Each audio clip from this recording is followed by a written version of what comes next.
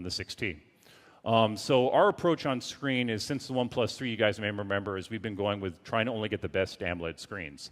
And we believe this has been the right approach, because every time we talk to you guys on a new device, the feedback we get on display is it continues to be positive. And we're seeing across the industry that more and more people are going to an AMOLED-only approach. And so I think we believe we're doing the right thing. So this is our most immersive screen yet. You can take a look right here, 6.41 inches. What else we got? 402 pixels per inch. And so we're very, very excited about this.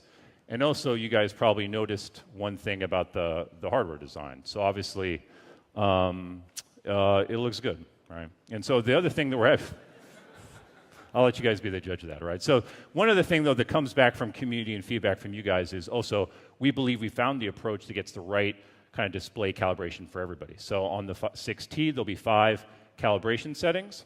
So I think, and so actually, here's a good reminder, right? And this is a good reminder of community. sRGB, right? You guys remember the story on this one? When we launched 3, got feedback from you guys, and that feature came from you guys in terms of feedback. So we're pretty confident that in terms of display calibrations, we'll have an approach that's right for everybody. Back to the theme of immersive screen. So that, smaller notch.